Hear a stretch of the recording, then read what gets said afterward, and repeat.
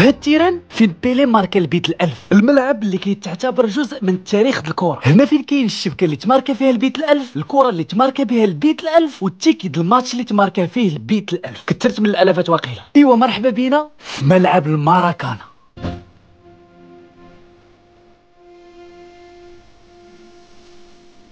راه ما يمكنش نجي الريو وما نمشيش للماراكانا، داكشي علاش قطعت التيكي اللي كضرب به الدوره لداخل، واخا لقيت صعوبه باش نلقى الباب. واه اللي بغيت نديرها ما كيفهموش لونجلي، ما كيفهموش لونجلي كاع. تقاتلت باش نعرف الدخله 100% هي هادي. دخلت مع الجروب ديالي وبداو كيوريونا التونيات د الفراقي اللي كيلعبوا في ريو، حتى كنشوف التوني د نيمار، شويه رونالدينيو، والعفطه د الرجلين ديالو، شويه كتبلي ديال نيمار، رونالدو الظاهره. عاد لقيت خط كبير ديال كاع اللعابه الواعرين د البرازيل، العفطه د فالكاو، بيكن باور، اوزيبيو، مارافيا، سقراط، ريكاردو كاكا، الفتى المدلل. راه حتى فينيسيوس جونيور لقيته. المهم بزاف د الاساطير على راسهم بيلي. وحده العفطه كاينه الشبكه اللي ماركه فيها البيت الألف، الكره حتى هي، والتيكي ديال داك الماتش. شفنا حتى ديك القاعه ديال الصحافه، دزنا على الدوشات ديال التيران فين كيدوشوا اللعابه وكيريحوا يلبسوا التوني، باش عاد وراها نوصلوا لارضيات الملعب. واخا دايرين بارير وما كيخليوكش تدخل لرقعه الميدان، غير هو كيخليوك تجلس بلاصه اللعابه. فين بقيت كنجرب الاحساس ديال ستريس، تهضر وانت مخبي، شي فرصه ضاعت كنبان للناس هبيل، غير المهم انا راه فرحان. ايوا ما تنساوش تابونا، باقيين غنسافروا.